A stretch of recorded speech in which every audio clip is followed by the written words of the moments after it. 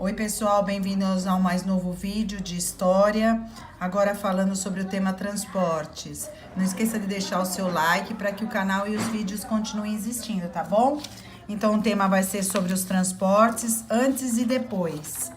Bom, antigamente tinham poucas formas ou recursos de transportes para irem de um lugar ao outro ou para levar as cargas, porque as pessoas faziam tudo praticamente a pé. Mas, se fossem mais longe, eles colocavam cargas ou mercadorias no lombo dos cavalos ou burros. No lombo é aonde? Nas costas. Olha um exemplo aqui, ó. Assim que eles colocavam, tá vendo? Bom, e por que nem todo mundo usava charrete ou carroça? Para quem não sabe o que é charrete ou carroça, olha aqui um exemplo de charrete ou carroça, tá vendo? Olha aqui outros exemplos de charretes ou carroças, uma rua com bastante trânsito de charretes e carroças. Por que as pessoas não usavam quase esse tipo de transporte? Porque era muito caro manter o veículo e o animal. Quer dizer, o animal eu tinha que dar medicamento, alimentação, água, banho. O veículo eu tinha que sempre estar ajustando, fazendo toda a parte de manutenção do veículo. Então, isso custava caro. Então, as pessoas preferiam fazer as coisas a pé.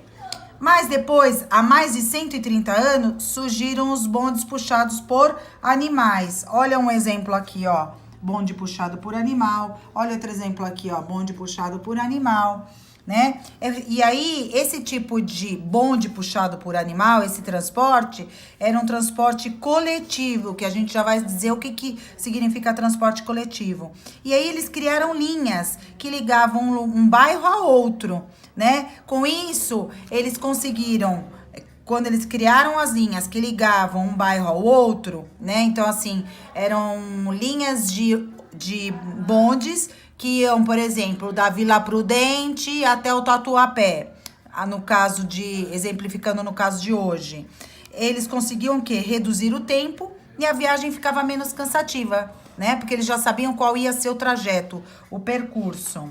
Bom, o que é transporte coletivo? Transporte coletivo é onde muitas pessoas podem usar ao mesmo tempo.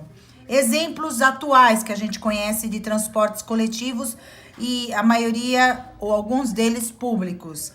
O ônibus, o metrô, o trem, que são terrestres, os aéreos, o avião, o navio, que é marítimo, né? Bom, então, em 1854, foi inaugurado a primeira ferrovia que aconteceu no Rio de Janeiro. Ela tinha 14,5 km de extensão, que significa 14,5 km de comprimento. Em 1891, a chegada do primeiro automóvel no Brasil. Em 1892, a chegada do primeiro bonde elétrico no Brasil, né? Bom, olha só aqui um exemplo de bonde elétrico, olha. Tá vendo? Eles tinham cabos ligados aos fios elétricos nas ruas, né? Então, esses eram os tipos de transportes que começaram a surgir. Alguns deles coletivos, como era o caso da ferrovia e do bonde, e outros individuais, como era o carro de automóvel. O primeiro bonde elétrico no Brasil, que foi lançado e inaugurado em 1892, transportava até 40 pessoas sentadas. E o resto, algumas dezenas, ficavam penduradas nas laterais do bonde. Então, olha aqui, ó, o bonde elétrico lotado aqui dentro e as pessoas penduradas nas laterais dos bondes, tá vendo? Bom, só para fazer aqui algumas observações interessantes, em 1867 foi inaugurado em São Paulo a Highway, que significa o quê? Ferrovia, que era uma ferrovia inaugurada com 159 quilômetros de extensão ou de comprimento, extensão com S, hein, pessoal? Toma atenção. E que ligava o litoral de Santos ao interior de São Paulo. Bom, outro assunto interessante é que o primeiro carro dessa marca John Boulton, que era uma marca francesa, começou a rodar nas ruas de São Paulo. E como que era esse carro? Um automóvel de 3 rodas, com motor debaixo do assento e regulagem para subir a ladeira para, no máximo, 3 pessoas. Olha o exemplo aqui de um automóvel de 3 rodas. O motor ficava debaixo do assento, tá vendo? E daria para transportar até 3 pessoas, tá? Bom, vamos falar agora sobre o assunto transporte público. Em 1838, foi quando a gente teve os primeiros ônibus a circular no Brasil. Transporte coletivo público.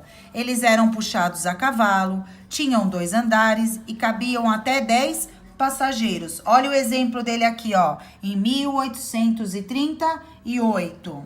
Depois, em 1908, a gente teve os primeiros ônibus movidos a combustível, petróleo. Não sabia por onde e quando iam passar esses ônibus, porque não tinham linhas regulares, mas eram ônibus movidos a combustível. Tinha saído de ônibus puxados por animais para ônibus movidos a combustível, em 1908. Olha um exemplo aqui. Quer dizer, olha como praticamente veio uma evolução do ônibus puxado a cavalo. Olha as rodas, tá vendo? São parecidas, rodas. Em 1918, foi quando surgiram os ônibus elétricos movidos a bateria. Depois, em 1925, a primeira empresa em São Paulo com ônibus que tinham rotas, que eram trajetos, caminhos, horários, tarifas, que eram os preços fixos. Então, olha só um exemplo aqui, ó. Já evoluiu do ônibus a combustível para uma empresa de ônibus, já tinha, olha, roda, pneu, tá vendo? Já tinha pneu, tinham os faróis, era mais reestilizado aqui, quer dizer, era mais moderninho já o ônibus, tá bom? Então, em 1925 é quando teve a primeira empresa de ônibus em São Paulo.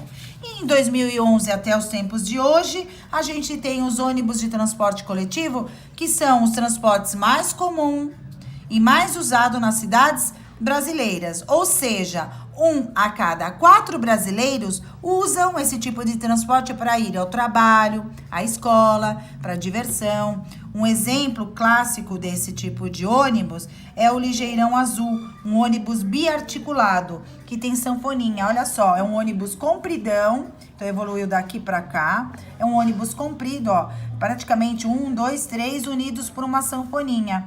Tá vendo? Então, esse é o que tem até nos tempos de hoje. Tem também os ônibus normais, que não precisam ser biarticulados, que tem 2 articulações, 2 sanfoninhas. Tem aqueles que é um só, tá bom? Mas esse é o ônibus dos tempos atuais. E como as pessoas faziam no passado para viajar de São Paulo do centro de São Paulo, no caso, tomando como referência, para o litoral, que era Santos? Vamos ver a história. Em 1560 é quando começaram as pessoas a abrirem trilhas, caminhos nas matas, que levavam até 2 dias para ir de São Paulo até o litoral de Santos. Olha aqui, gente, como que era antigamente. Iam abrindo caminho, cortando a mata. Em 1661, construíram pontes para facilitar a passagem de cavalos e carroças. Olha aqui. Já estava começando a passar cavalos e carroças. Em 1792, pavilhou as trilhas, ou seja, transformou em ruas os caminhos, né? Em ruas, porque não era asfalto, aquela rua lisa, era com pedras, tá? Na Serra do Mar, para facilitar ainda mais o transporte de produtos. Então, primeiro foi a trilha, segundo foi a ponte, terceiro foi criado as ruas de pedras, tá bom? Para facilitar o transporte de produtos. Olha aqui, ó. Então, tá vendo as pedrinhas aqui no chão? Já não era mais terra como era aqui, ó, no passado. Em 1844, como já tinham as pedras, eram ruas, então circulava mais transportes. Então, começou a se deteriorar. Precisou reformar a estrada. A estrada foi reformada mais 2 vezes, em 1844. Olha aqui como ela foi reformada. Então, ficou melhor, tá vendo? Daqui para cá. Em 1917, foi construída a nova rodovia, que se chamava Caminho do Mar. Ela cruzava com outras estradas da Serra do Mar. Então, aqui, ó, já tem uma rodovia mesmo. Olha, é asfalto, tá vendo? é liso, né? Em 1917. E por último, de 1985 para cá, a estrada foi fechada, ou seja, só passa veículos para descer a Serra do Mar e passa por outros caminhos para descer a Serra do Mar. Então, o que acontece? A serra é alta, eu vou descendo, descendo, descendo para ir para o litoral. O litoral, o que que é? Onde tem as praias, tá bom? Olha aqui o exemplo, ó.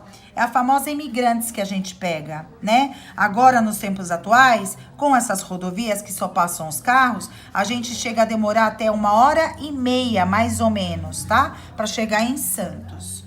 Bom, então, se eu tivesse que fazer um resuminho sobre os transportes, são meios de transporte.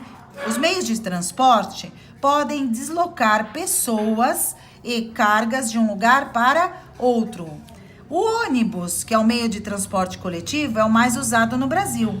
E antes da chegada de meios de transportes modernos como o trem, o bonde elétrico, o automóvel, as pessoas andavam a pé.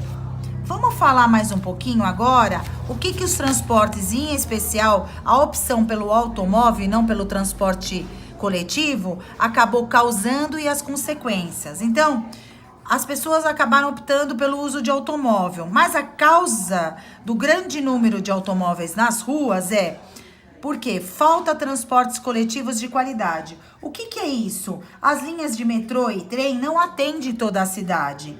Na maioria das vezes, elas estão super lotadas.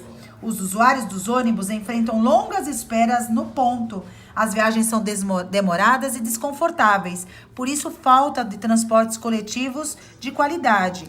E o incentivo à compra de automóveis é assim. Hoje, comprar um carro é cada vez mais fácil. Eu posso pagar em tantas vezes, em tantos anos, com juros, quer dizer, uma porcentagem a mais do que deveria pagar pelo carro, muito pequenininha. Então, hoje, qualquer um pode ter o carro, porque eu tenho essas facilidades de compra, de pagamento. E qual é a consequência de se ter um excesso, com 2 S's, de carros nas ruas? Eu tenho mais congestionamentos e trânsito, né? Ou seja, eu tenho mais carros circulando ao mesmo tempo, provocando engarrafamentos. O que é engarrafamentos? Trânsito.